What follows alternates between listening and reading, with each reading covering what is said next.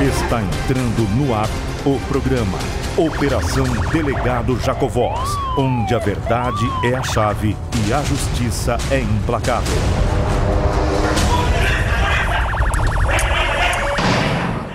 É isso aí, minha gente. Iniciando aqui no Canal 10, a TV 10 de Maringá, o programa Operação Delegado Jacovós, todas as quintas, 20h40 e também às sextas-feiras, às 18h30, aqui no seu Canal 10. E aqui, como não tem muita conversa fiada, no programa de hoje, nós vamos falar novamente sobre aquele caso dos desaparecidos lá em Caraíma. Vieram cobrar uma conta lá e aí desapareceram carros, 4 elementos, né? Já foram pro vinagre, eu já falei aqui na semana passada, não vamos encontrar eles com vida. Os dois lá, o Antônio Buscariolo, o Marcos Buscariolo, estão desaparecidos, que são pai e filho. Tem 2 vídeos sobre esse assunto, eu já vou iniciar o programa mostrando esses 2 vídeos. E em seguida, vou chamar a repórter Flávia Azevedo do Umuarama News, que está acompanhando o caso ali no dia a dia. Vamos lá. Há 13 anos, esses 3 amigos viviam de cobrar dívidas para terceiros, usando força e ameaças para garantir os pagamentos.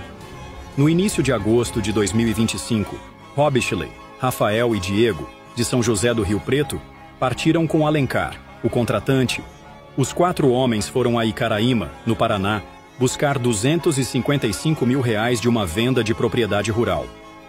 Chegaram no dia 4, fizeram um primeiro contato com os devedores e marcaram outro encontro. Mas no dia 5, sumiram sem deixar rastros. Nada de ligações, pedidos de resgate ou pistas. A polícia suspeita de Antônio Buscariolo e seu filho, Paulo, que confirmaram o negócio, mas fugiram após depor. Uma espingarda ilegal foi encontrada e as buscas continuam com cães e até sonar. O que era rotina virou mistério. Onde estão os cobradores? A cobrança de uma dívida de R$1 milhão se transformou em uma caçada humana. A história dos 4 homens que desapareceram no interior do Paraná. Robisley Hernani de Oliveira, de 53 anos. Rafael Juliano Marascauchi, de 43, e Diego Henrique Afonso. Eles saíram de São Paulo para receber um dinheiro. Chegaram em Icaraíma, na região de Umuarama, e nunca mais voltaram. O mistério que mobiliza policiais de todo o Paraná, bombeiros, cães farejadores e até o helicóptero de operações especiais com uma câmera térmica.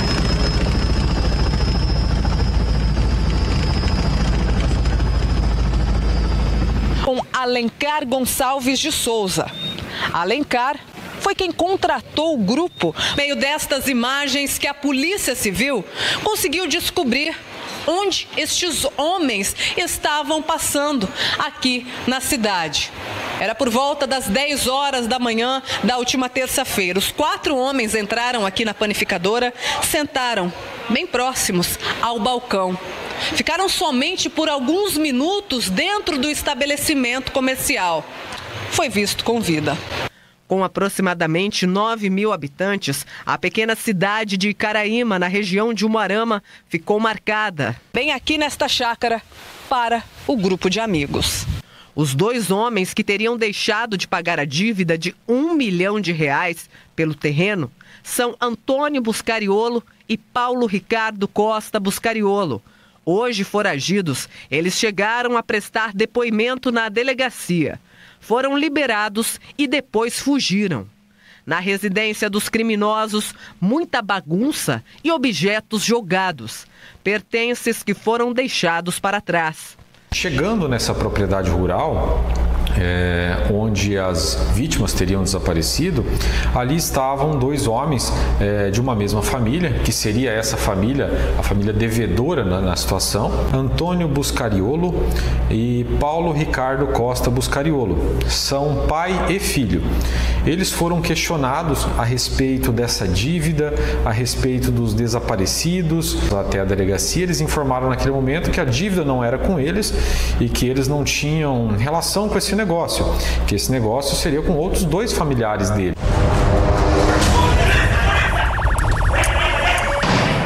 Aliás, se o doutor Remualdo tivesse na investigação lá em Icaraíma desde o início, esse caso já estava resolvido. Já estava a polícia raiz, mais de antigamente, não pode agir, né? Bom, a Flávia já tá no ponto aí. Opa, olha ali.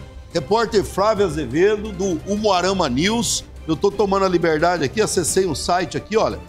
O site que eu acessei aqui é justamente do Umuarama News. Tá aqui no meu celular, porque é o site onde você vai encontrar as melhores informações, porque a Flávia é uma repórter de investigação, polícia investiga do jeito dela, e a Flávia investiga com as fontes dela.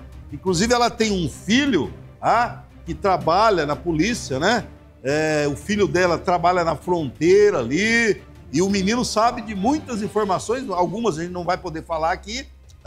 Flávia, muito finalzinho de tarde agora, nós estamos gravando a reportagem, mas cumprimenta aí o nosso público aí do Canal 10 de Maringá, do Operação Delegado Jacovós. Olá, boa tarde Jacovós, boa tarde a todos que assistem o seu programa. É uma satisfação participar com você aqui novamente. Eu acho que foi num outro programa que eu participei com você ao vivo, né? Muito bem. Flávia, esse caso ele tem chamado a atenção do Brasil, né? Já são pelo menos aí 15 dias que esses 4 homens estão desaparecidos. 3 vieram do estado de São Paulo, são cobradores de conta, e um é oriundo aí mesmo da região, né, de Caraíma. E o objetivo dos 3 cobradores que vieram de São Paulo eram cobrar essa dívida ali em Caraíma. A princípio fala-se numa dívida de 250 mil reais, outros já falam em 1 milhão. É que, na verdade, esse sujeito ali de Caraíma que está desaparecido, este aqui, ele fez um negócio lá com a propriedade, ele precisava pegar a documentação da propriedade para financiar lá quase 1 milhão. É uma história bem complicada. Então a dívida é de 250 mil reais, mas ele queria financiar mais 750 mil no banco e por isso que fala que é uma dívida de 1 milhão.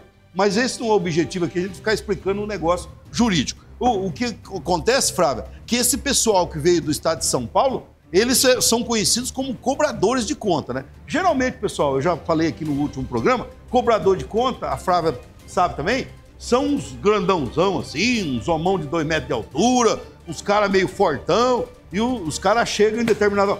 vai pagar ou não vai pagar? Porque aqui só tem um jeito. Ou o senhor paga, ou... É por aí, a Flávia sabe. Mas, Flávia, daí eles vieram, foram lá, num primeiro momento, fazer a cobrança lá, da propriedade, onde encontraram o pai e o filho, e ficaram de voltar no dia seguinte para receber a dívida. Tá aí os 2, pai e filho, o senhor Antônio Buscariolo e o filho, que estão foragidos, já tem mandado de prisão contra ele. Agora, Flávio, o que eu te pergunto, essas pessoas, pela sua investigação, pelos contatos seus, elas eram pessoas perigosas aí na região, esses sitiantes, eram pessoas conhecidas como truculentas? O que você tem de informação para dizer para nós sobre as pessoas que estão com mandado de prisão e desaparecidas? Jacovós, o que eu tenho, como você falou, a gente faz um jornalismo investigativo. O que eu tenho são informações extraoficiais, né? Tanto porque o delegado do caso, ele não repassa muitas informações, detalhes da investigação para a imprensa, o que é compreensível, até para que não atrapalhe, né, as investigações, que é um caso bem complexo. Mas o que nós apuramos junto a moradores lá de Caraíma é que essa família Buscariolo, eles tinham um negócio com um tal de Cláudio. Há uns anos atrás, esse Cláudio, ele foi executado a tiros há 4 anos, tá? Ele mexia com contrabando de cigarros e ele não queria deixar entorpecente, que passasse entorpecente por lá, e também não mexia com drogas, né? E aí, segundo as informações que nós levantamos, justamente esse foi o motivo que ele foi executado a tiros, né? E aí depois a família Buscariolo, alguns integrantes da família Buscariolo, assumiram então o negócio desse Cláudio. São informações extraoficiais que nós levantamos junto a moradores ali da região, tá? Que nos chegam muitas informações. Então, assim, os cobradores foram, na minha opinião, até muito ingênuos em vir numa região de fronteira, Jacovós, fazer a cobrança e marcar para receber ou fazer um novo contato no dia posterior, né? E não pensaram em nenhum momento que poderiam sofrer uma emboscada, porque a família Buscariolo, que são o pai e filho, que são suspeitos aí deste crime que é tratado pela polícia como homicídio, eles tiveram 24 horas aí para tramar toda uma emboscada, o suposto homicídio. Agora, o que chama a atenção, que são 4 pessoas desaparecidas, uma caminhonete Toro desaparecida e até agora sem vestígio algum desses 4 desaparecidos. E além de pai e filho, que no outro dia eles foram ouvidos pela polícia e no outro dia desapareceram, não foram só eles, foi a família inteira, porque eu tive lá na propriedade e são várias casas, então vários familiares moravam lá. E a gente viu ali que eles saíram correndo, deixando panelas sujas, comida no prato. Realmente a casa ficou bem bagunçada. Tinha sim uma câmera de segurança lá na propriedade, que segundo o delegado Gabriel, que é chefe da 7ª Subdivisão Policial, que abrange ali a região de Caraíma, já está em mãos. O carro da família Buscariolo foi apreendido numa propriedade ao lado, que foi para a perícia, mas até o momento o delegado ainda não nos informou qual foi o resultado dessa perícia. Se foi encontrado qualquer vestígio de sangue, moradores relatam que ouviram tiroteio, mas até agora a gente também não tem notícia de nenhuma cápsula, nenhum estojo de munição ali naquele local. A novidade é que hoje as buscas foram retomadas hoje pela manhã, Corpo de Bombeiros, Polícia Militar, policiais civis, inclusive o Ghost, né, que é aquela equipe especializada do Corpo de Bombeiros, está no caso desde o início.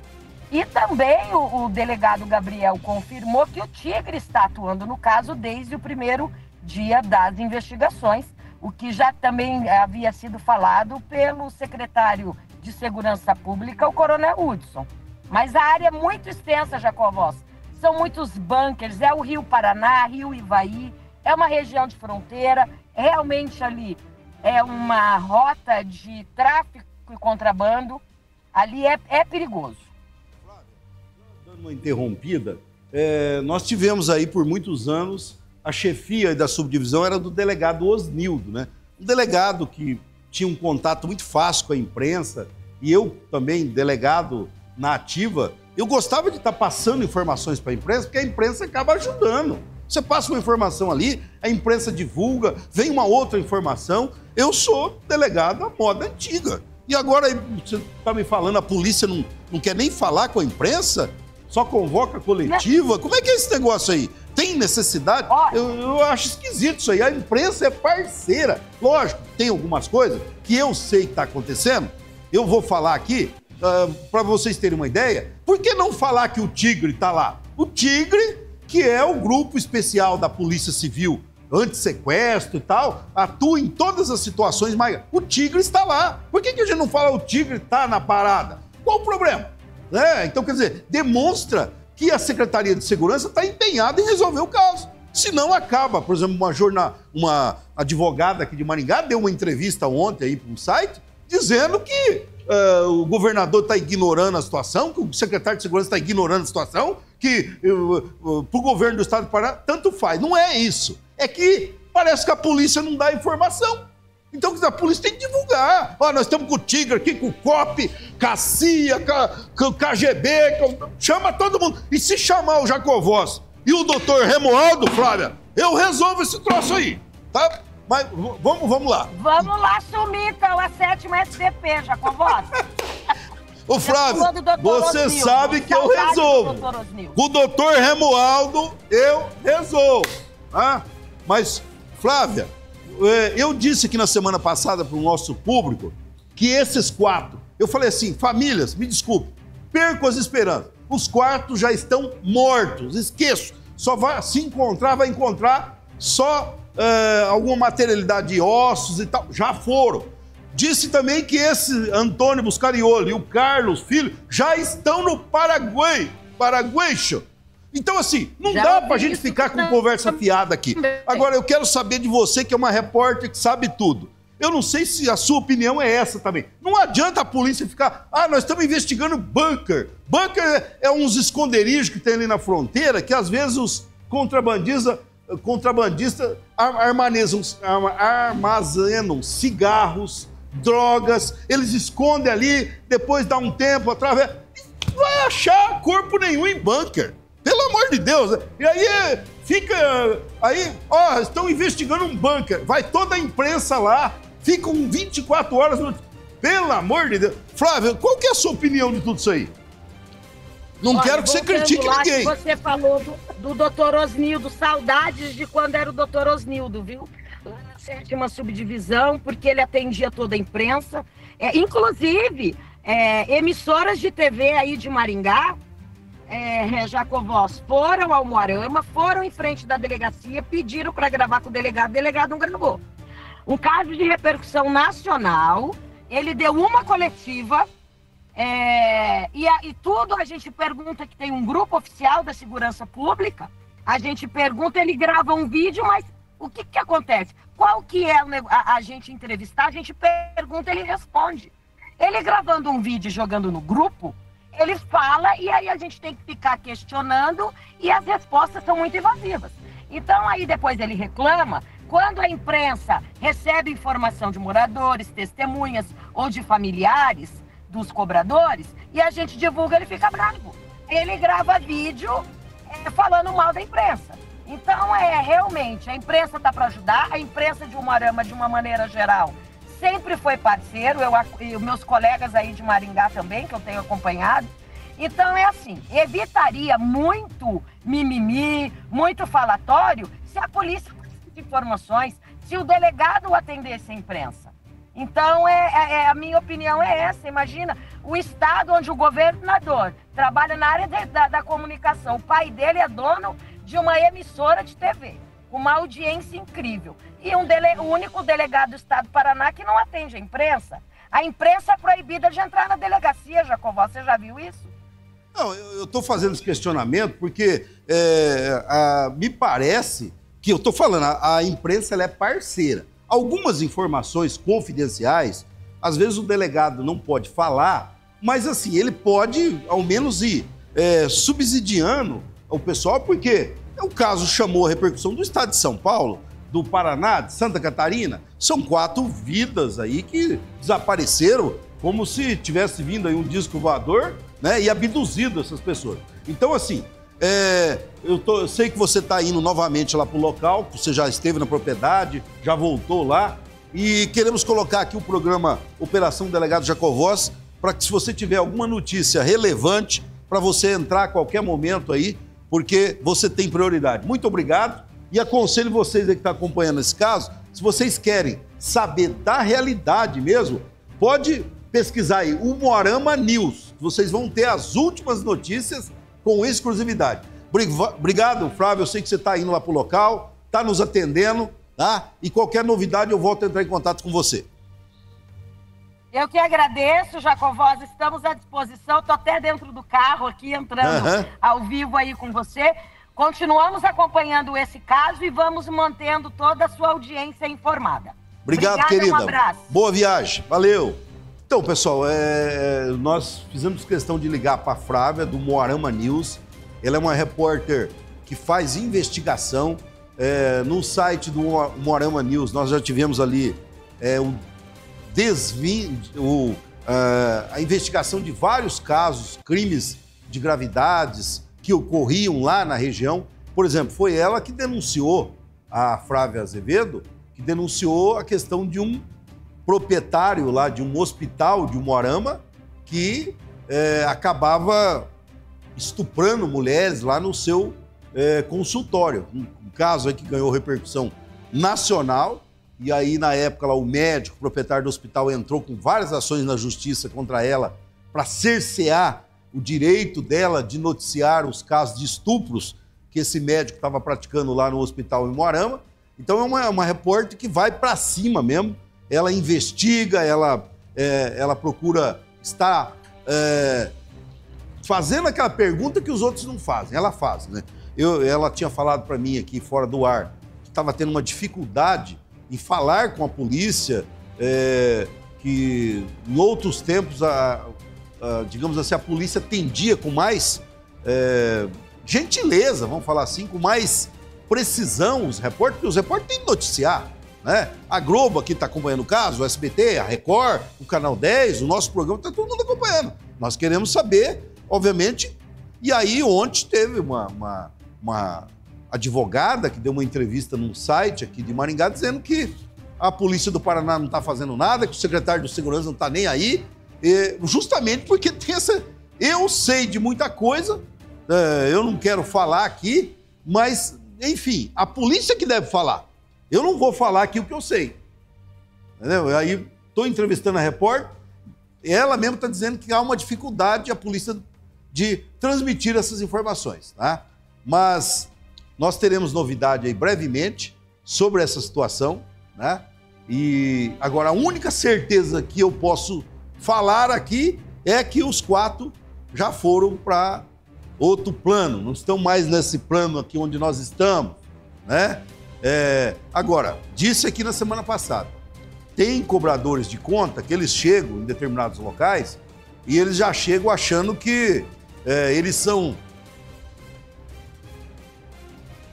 promotores, juízes e executores, né?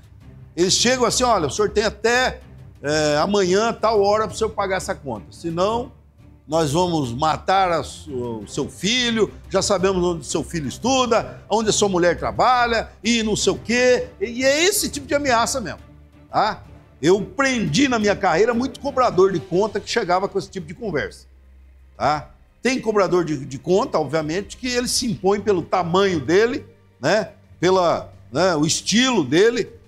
Agora, tem uns que chegam fazendo ameaças de morte para aquele que está sendo cobrado ou para a família daquele que está sendo cobrado. E aí pode ser que eles encontrem pela frente alguém que também não foi criado com guarapa, né?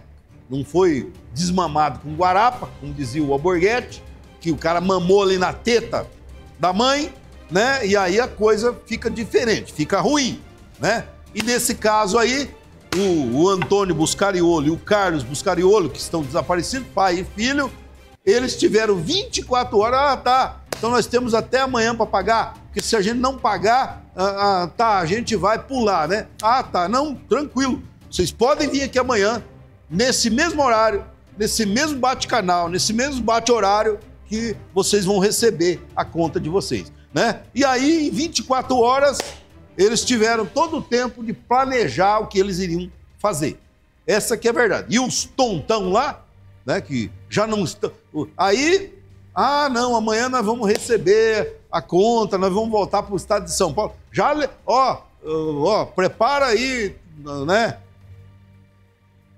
Dá licença, né? Da região de fronteira, região de gente que está lidando ali com o crime organizado.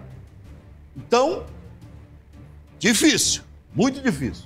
Bom, nós temos aí também, na sequência, o caso de um sujeito que matou um gari lá em Belo Horizonte, que nós já vamos falar sobre esse caso.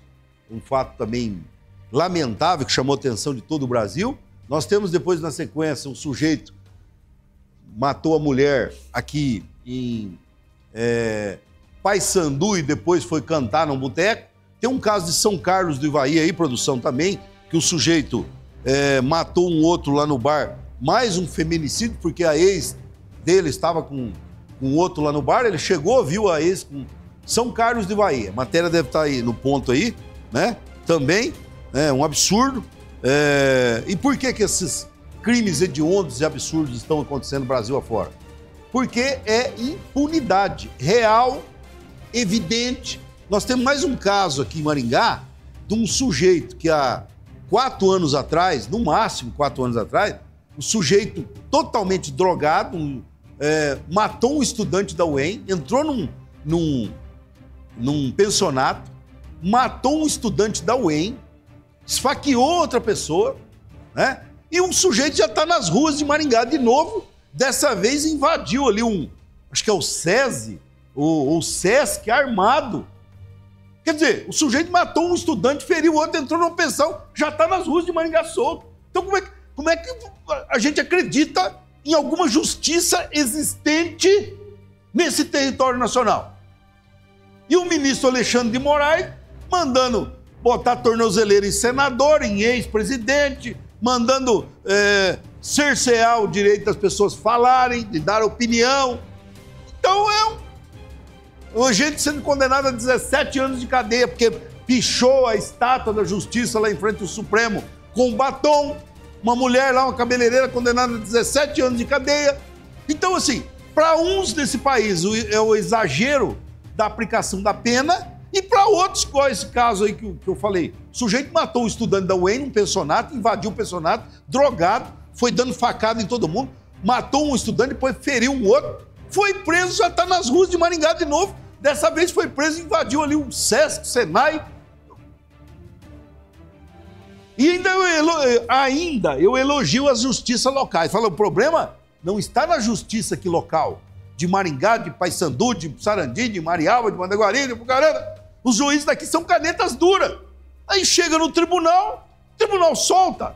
E esse caso aqui de Maringá, desse maníaco aí que matou o estudante da UEM e já está solto nas ruas de Maringá novamente? De quem é a culpa? Tá? Bom, nós temos o caso aí agora, esse caso aí que chama atenção, o tal de empresário. Empresário do quê? Porque tudo, o sujeito nesse país, ele tá com um carrinho na rua, vendendo limão, eu não tenho nada contra, entendeu? Vendendo limão, vendendo alho, os caras já chamam de empresário. Empresário, o empresário ali, apreenderam o carrinho dele. Bom, o empresário René da Silva Nogueira Júnior, que confessou ter assassinado o gari Laudemir de Souza Fernandes em Belo Horizonte. Olha só a alegação dele para o delegado. Olha só. Preste atenção. Ele disse que sofria de um quadro de depressão e ansiedade. Ô, mercadoria, a sua depressão e ansiedade, o doutor Remoaldo curava, viu? Que eu já curei muita gente com casos de depressão e ansiedade. Muita gente já foi curada com o doutor Remoaldo. Matou um gari trabalhando, deixou filhos, deixou esposa. Olha o trogodito. Olha, dá uma olhada no trogodito. Tá? Sujeito desse aí, se ele quisesse dar um safanão no guari, olha o tamanho dele. Aí não bastou. Ele quis matar o gari. Estava trabalhando. Tem a matéria aí? Vamos soltar a matéria para a gente falar sobre esse caso.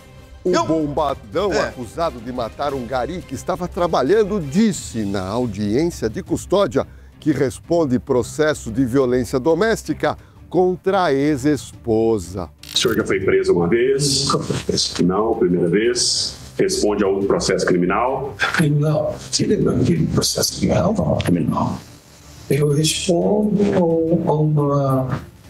a uma anunciação do primeiro trataço da minha ex-esposa, mas já tenho cautelado contra ela, pelo favor, entrado pelo Ministério Público de São Paulo. E depois que foi detido na academia de musculação pela polícia, ele chegou a ligar para a atual esposa, que é delegada de polícia, para pedir orientação. Toda a liberdade presente na minha casa, tem meu carro, zero, muito bem tratado. Muito bem tratado. Okay. Mas só que ele não só que eu estava sendo efetivamente acusado de um crime. Eu estava em averiguação para eu esperar um pouco. Eu liguei para minha esposa, que é delegada de polícia, e pedi para ela me orientar. Fui fazer porque eu, sendo transparente, até o momento eu não sabia o que tinha, o que é essa movimentação toda. O detido fez reclamação do lugar onde está preso nesse momento.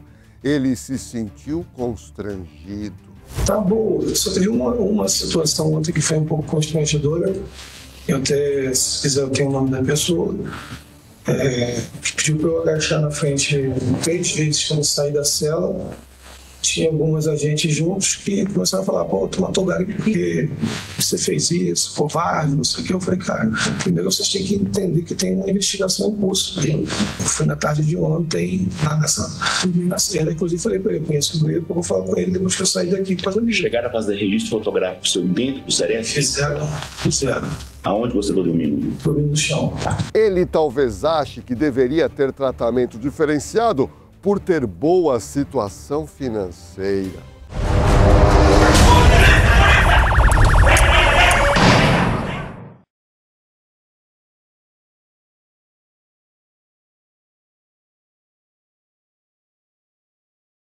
Olha, pessoal, o Jorge Nordello é delegado de polícia, como o delegado Jacovós aqui.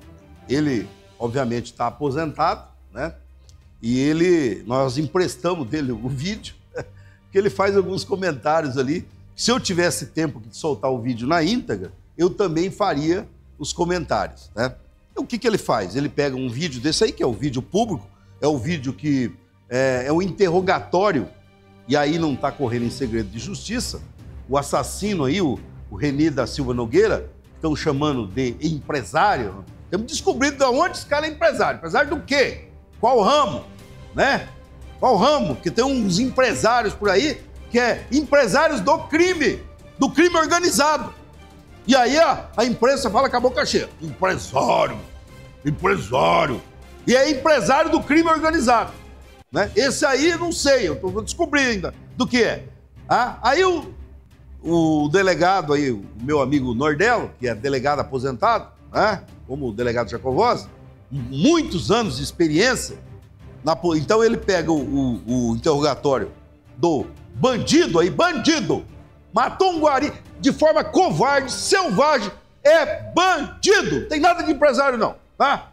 E se quiser me processar, fique à vontade aí, o René da Silva, tá? Fique à vontade. É casado, inclusive, com uma delegada. A delegada não tem nada a ver com isso, felizmente, foi casar com um bandido desse aí, tá? Bom, e aí o Jorge Nordello, ele pega o interrogatório do rapaz e vai dissecando o interrogatório, vai examinando palavra por palavra, né? E aí o que o delegado observou ali, que ele, o empresário aí, o bonitão aí, o fortão aí, ele tá reclamando do tratamento da polícia, que ele falou que ao sair da cela, o agente lá, o policial penal, mandou ele agachar 3 vezes, né? Esse processo de agachamento, não dá para me explicar aqui na TV para que ele serve. Lógico que tem uma metodologia, porque tem muitos detentos que quando a polícia chega para fazer um abafa nas celas, no presídio, na cadeia, sei lá, casa de custódia, eles costumam pegar as coisas ilegais ali e enfiam no meio eu não posso falar aqui também, enfiam no meio não posso falar o nome aqui. E aí esse processo de agachamento é que quando agacha, se o sujeito enfiou o objeto ilícito ali no meio cai o objeto. Às vezes cai, às vezes não cai, dependendo. E aí, esse processo de agachamento, agacha, levanta, é um padrão, é um protocolo. Tá entendendo? Então, mandaram ele agachar, levantar por causa disso. Ele tá reclamando. O cara me constrangeu, porque mandou agachar, levantar. Né? Uma vez eu fui fazer, eu tinha uns presos fazendo rebelião em Jandaia do Sul. E eu era delegado-chefe de Pucarana. E Jandaia do Sul estava sem delegado. Né? Naquela época não tinha delegado. Em Jandaia, não tinha em Marilândia do Sul, não tinha em Grandes Rios, não tinha em São João do Ivaí, toda aquela região ali do Vale do Ivaí, sem delegado, e eu respondia por tudo. Eu respondia por 16 delegacias. Aí, estão tendo rebelião aqui, eu tô indo aí. Peguei as equipes de Apucarana e desci para lá. Aí falei, como é que é? Estão fazendo rebelião por quê? Estão reclamando da quentinha. Diz que a quentinha, que é aquela comida, os caras recebem alimentação, 6 refeições por dia, tá? Café da manhã, café das 9, almoço, café da tarde, janta, café da noite. É 6 refeições por dia que você paga com o seu imposto para esse tipo de gente aí, como esse tal de empresário, esse bandido que matou o guari. Tá, você paga o seu imposto, certo? E aí estavam lá, não, a comida não tá boa, tá bom. Chegamos lá, tudo pra fora da cela. Aí o sujeito com televisão, com videogame, arranca tudo. Televisão, videogame. Eles têm lá umas chapinhas lá pra fazer comida lá dentro, porque daí o Estado manda essa quentinha e pra eles não tá bom. Eles têm que fazer lá uma mistura com filé mignon, com a picanha que o Lula tá mandando agora pros presos das cadeias. Os presos estão recebendo picanha nas cadeias. O cidadão de bem que o Lula falou que ia mandar picanha, você não recebeu ainda. Mas os presos estão recebendo picanha. Então ele... Aí, tira pra... E o pessoal que estava comigo lá sabe o que eu fiz. Sabe, não sabe? Né, Pará? O senhor sabe o que eu fiz, né? O Pará, que era o superintendente, né? Os investigadores, o Aguinaldo, que era escrivão lá da delegacia, o André, que é escrivão lá em Jandaia, né? Quem mais? Né? O Noque de Cambira, sabe o que eu fiz. Aí saiu um bonitão lá. Eu não vou agachar, porque daí tem que fazer esse processo de agachamento. Ele chegou para mim e disse, eu não vou agachar. Ah, o senhor não vai agachar? Eu falei, rapaz, eu acho bom você agachar. Ele, eu não vou agachar. Pronto. O sujeito agachou e pior que ele agachou e já tiveram que chamar a ambulância e levar ele para o hospital também. Não tem brincadeira, pô. Tem um protocolo. A polícia falou, agacha e acabou. Bom, e depois foi para o hospital. Tanto é que depois a OAB foi lá na cadeia. Daí eu recolhi ele e meti ele na solitária da cadeia de Apucarana. Agora você vai para a solitária. E depois a OAB foi lá e denunciou que o delegado tinha numa ação, respondi o processo, mas respondi com gosto. Tá bom? Bom, vamos lá. Então, o Paulinho, põe de novo ali, volta a fita um pouquinho desse troglodita falando aí que matou o Gari. Eu respondo a uma anunciação do primeiro trataço da minha ex-esposa, mas já tenho cautelado contra ela, meu favor, entrado pelo Ministério Público de São Paulo. E depois que foi detido na academia de musculação pela polícia, ele chegou a ligar para a atual esposa, que é delegada de polícia, para pedir orientação. Toda a liberdade presente na minha casa, tem meu carro, zero, muito bem tratado. Muito bem tratado. Okay. Mas só que ele não só que eu estava sendo efetivamente acusado de um crime. Eu estava em averiguação para eu esperar um pouco. Eu liguei para minha esposa, que é delegada de polícia, e pedi para ela me orientar. Fui fazer porque eu, sendo transparente, até o momento eu não sabia o que tinha, o que era essa movimentação toda. O cara matou o Gari por quê? Tem as imagens? Não tem? Eu acho que tinha as imagens. Uma fita de... Mandaram um filme...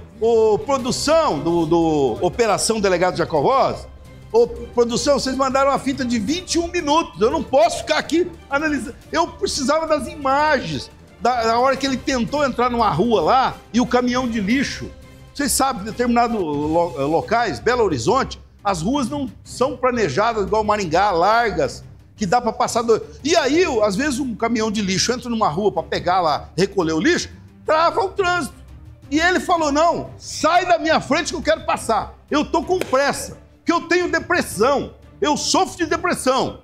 Como é que a motorista do caminhão de lixo vai dar ré, vai acelerar, vai passar em cima de cachorro, pro bonitão passar? Como? Aí, ele falou, então, o caminhão não vai sair, eu vou começar matando o Gari que tá morto. E queria matar a motorista do caminhão também. Agora eu pergunto pra vocês, um sujeito desse aí, troglodita desse aí, tá entendendo? Agora o cara vai na audiência de custódia, porque a audiência de custódia é outra aberração nesse país. A audiência de custódia, ela foi criada não pro juiz e o promotor chegar lá e perguntar pro bandido, o senhor matou o Gari? Por que o senhor atirou no Gari? O senhor estava nervosinho, né? À noite lá na sua casa, a coisa não foi muito bem? Não é para perguntar se ele atirou, se ele matou, é para perguntar se ele foi bem tratado pela polícia. Olha, na hora que o senhor foi preso, o policial perguntou pro senhor, o senhor é empresário, né? O senhor quer cela especial? O senhor não pode ficar numa cela comum com os demais. O senhor é marido da delegada, então o senhor tem direito a uma cela mais que especial, o senhor tem direito a uma parte... Quer dizer, o juiz e o promotor é obrigado, não porque o juiz e o promotor querem também, eles são obrigados. Porque quem criou essa tal de audiência de custódia foi o Conselho Nacional de Justiça, quando era presidido pelo Ricardo Lewandowski, que é o atual ministro da Justiça. O Lewandowski, que era ministro do Supremo Tribunal Federal, e com uma canetada, como está fazendo o Alexandre de Moraes lá agora, com as canetadas dele, o Lewandowski, com uma canetada, criou a tal de audiência de custódia. E agora os juízes são obrigados a ficar perguntando pro sujeito se a polícia respeitou os direitos constitucionais dele. O policial falou que o senhor tinha o direito de ficar calado, conforme o artigo 5º da Constituição, e só responder perante o juiz. O policial falou que o senhor tinha direito de ligar para a família. O policial falou que o senhor tinha direito de não sei o quê. O policial falou que o senhor tinha direito ao hotel 5 estrelas. O juiz tem que ficar perguntando pro preso. Entendeu? Aí olha a que nível chega a impunidade nesse país. O que leva um sujeito como esse aí, que eu não chamo de empresário, esse criminoso imbecil, a atirar num gari que estava trabalhando para garantir o pão de cada dia. E vou pedir para a produção, pelo amor de Deus, produção, na próxima vez não me manda um vídeo de 21 minutos. Tá entendendo? Não dá, senão eu tenho, só com esse vídeo aí eu termino o programa. Produção, vamos chamar uma atividade parlamentar do delegado Jacovós, entrega de viaturas em Curitiba. Curitiba não, eu entreguei aqui para Apucarana, Arapongas, DENARC de Maringá, já é a 5ª viatura que eu entrego para o DENARC, Delegacia da Mulher de Apucarana é a 4ª viatura que eu entrego, Paysandu, a 5ª viatura, Marialva, a 4ª viatura, Arapongas, a 5ª viatura, entregues com emendas do deputado delegado Jacovós. Vamos à matéria. É isso aí, pessoal. Aqui na STM, sobre Divisão de Transporte e Manutenção, acabamos de entregar 6 veículos aqui para uso de policiais civis do Paraná, Arapongas, Apucarana, Marialva, Sarandi, Paysandu, para uso do DENARC de Maringá. E essa viatura aqui, apreendida com traficantes, cedida pelo juízo para uso da Polícia Civil, é a Polícia Civil do Paraná trabalhando incansavelmente para proteger a população do Paraná. Parabéns a todos os policiais civis, delegados, agentes de polícia judiciária, todos que fazem e combatem a criminalidade no Paraná.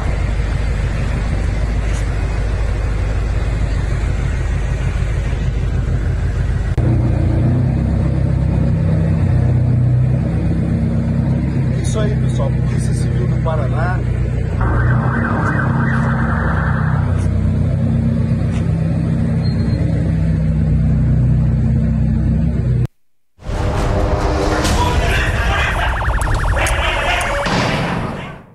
Nosso trabalho aí como parlamentar, como deputado, né?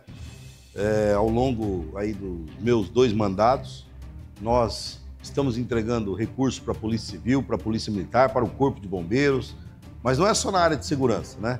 Na área de educação, vocês têm acompanhado aí, somente nesses colégios estaduais de Sarandi, de Maringá, de Paysandu, toda a região aí, eu tenho entregue aí recursos, já entreguei recursos na ordem de mais de 5 milhões de reais. Um ano você entrega 100, no outro 200, e vão fazendo pequenas reformas nesses colégios, né? Como entrega de novas viaturas para a polícia. Por exemplo, a quantidade de viaturas que eu entreguei aí em Apucarana já reformulou toda a frota da Polícia Civil de Apucarana.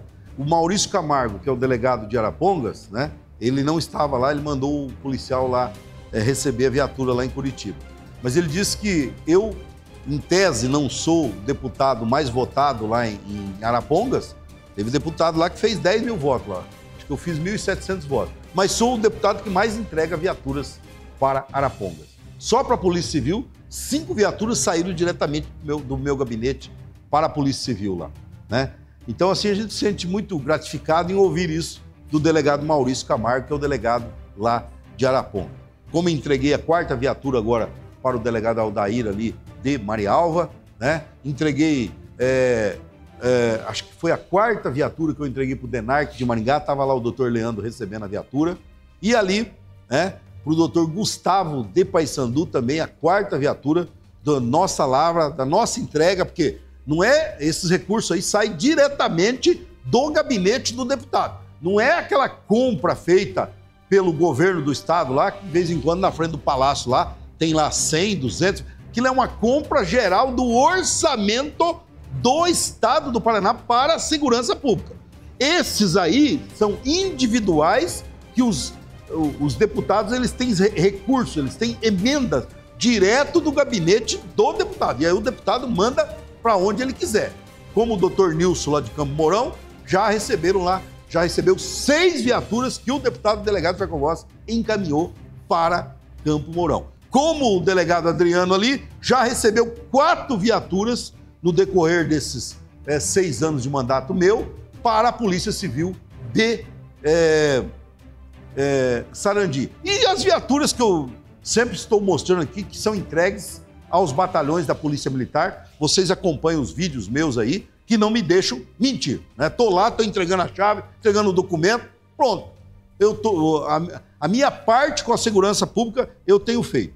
Nós temos aí no ponto aí, acho que a matéria do sujeito que matou a mulher aqui em Paissandu e foi pro bar cantar pagode, né?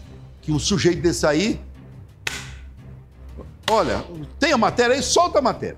A polícia militar prendeu poucas horas após o crime o homem suspeito de matar Daniele Alduini, de 48 anos, em Paissandu. O principal suspeito é Éder da Silva, de 41 anos, que possui histórico de violência doméstica. Segundo a polícia militar, durante as diligências, um detalhe chamou a atenção. No local do crime foi encontrada uma pegada em meio às manchas de sangue, com a mesma estampa do sapato que o suspeito utilizava no momento da prisão. Foi levado para a delegacia da Polícia Civil de Maringá. Daniele foi encontrada morta dentro de casa, na rua Los Angeles, no Jardim Carafato. O corpo foi localizado pela filha na sala da residência na tarde de sábado. Segundo a polícia, a vítima apresentava ferimentos na cabeça provocados por golpes de faca. Vizinhos relataram que ouviram uma briga durante a noite de sexta-feira e viram um homem deixando o imóvel em uma motocicleta. As equipes do SAMU chegaram a ser acionadas, mas apenas confirmaram o óbito.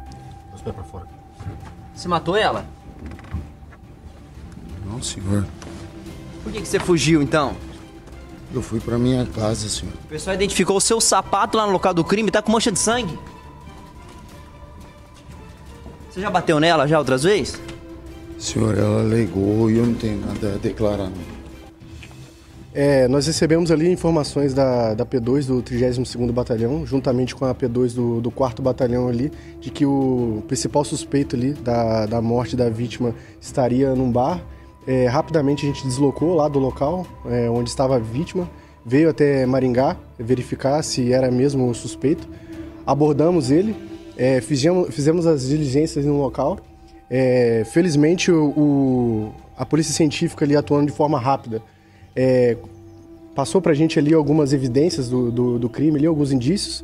Nós verificamos ali a bota do indivíduo, ela aparecia ali como na marca de sangue ali, né, onde estava o local.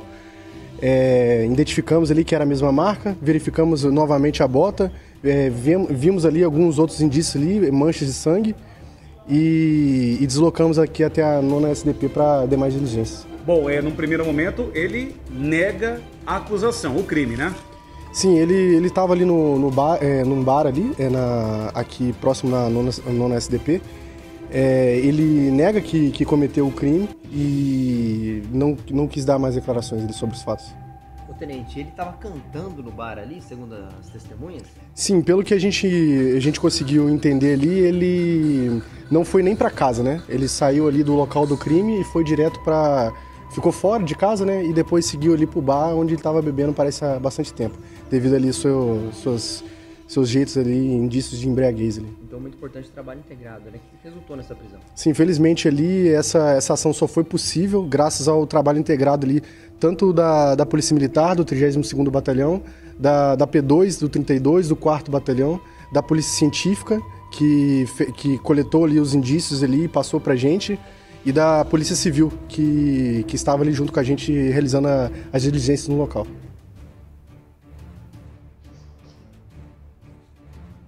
Então, pessoal, tá aí, ó. Vocês viram? Se retornar a imagem, na hora que ele tá descendo da viatura, dá um olhar do demônio no rosto dele, do capeta, do cramulhão. Olha, Lelé. Dá uma olhada nesse olhar aí. Nesse aí. Olha aí.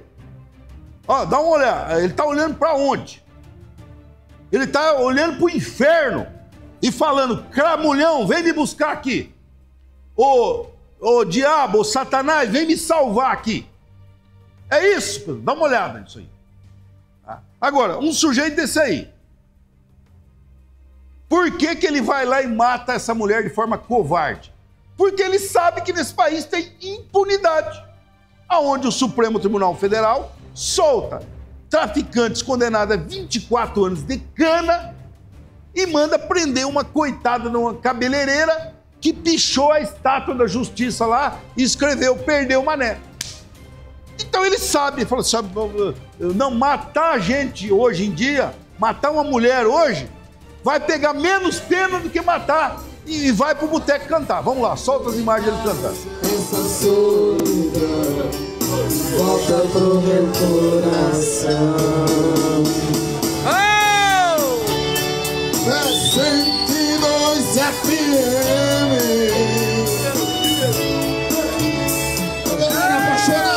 Doeu demais ver você partir. Doeu demais em mim. Tá doendo demais essa solidão.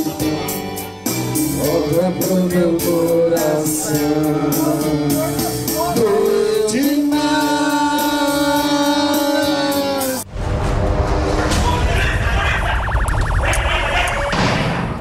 Veja o escárnio, veja o deboche.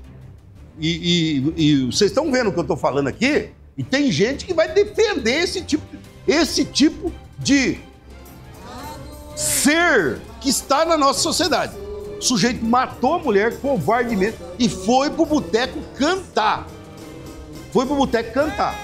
E periga, na hora que ele ser julgado, ele pegar menos de 17 anos de cadeia, que foi o que a cabeleireira pegou lá por ter pichado, ter escrito na estátua da justiça.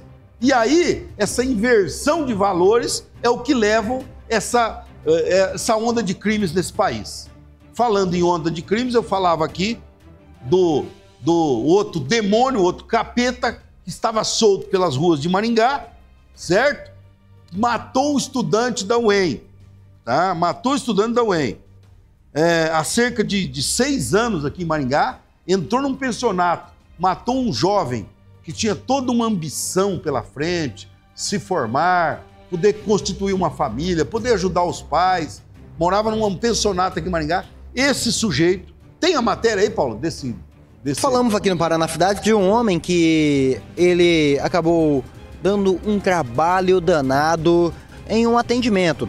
Ele acabou não deixando a fofeirinha atendida, ele acabou ofendendo as mulheres, proferindo palavrões de baixo calão, ameaçando, causando um verdadeiro pânico, terror naquele momento que ele estava lá. Foi necessário, então, acionar a polícia militar, que, então, foi até o local.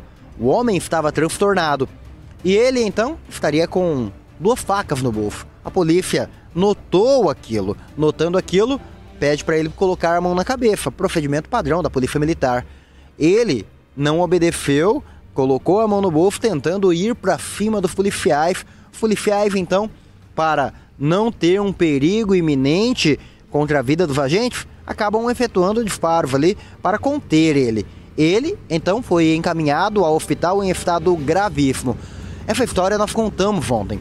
Mas um ponto que chama a atenção é que esse homem, ele, no passado, acabou tirando a vida de um cidadão aqui de Maringá, em um pensionato. O que acontece? Ele acabou ficando preso por algum tempo, a justiça concedeu o direito dele permanecer livre e agora acabou aprontando mais uma vez. E o que chama atenção, será que a nossa justiça, será que a justiça brasileira realmente é justa?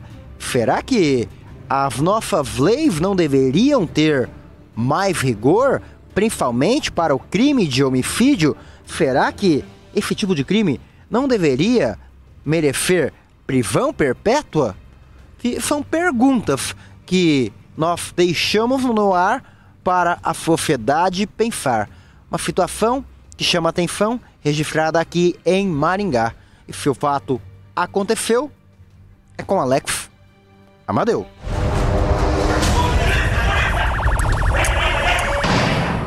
Então, o que eu dizia aqui, que esse demônio... Não, essas imagens que estavam mostrando aqui, pessoal, vocês viram ali a foto? Aquele é do estudante. Esse aqui, ó, esse rapaz já está morto. Ele faleceu em 2019. É um estudante que morava num pensionato aqui em Maringá e foi assassinado de forma covarde pelo marginal que agora estava ameaçando os funcionários do SESI aqui em Maringá com 2 armas novamente. Aí os policiais foram lá para conter ele, deram 3 tiros na perna, atiraram. Policial, se tivesse atirado na cabeça, tinha feito vocês tinham feito um louvor à sociedade maringaense. Sujeito que matou um estudante, esfaqueou outro em 2019, foi absolvido em 2021. Vocês sabem por qual razão o Tribunal do Júri absolveu ele? Disseram que ele tinha problema mental. E aí o sujeito voltou para a rua, novamente armado, já podia ter feito mais vítimas lá no SESI. É essa desgraça aí, ó.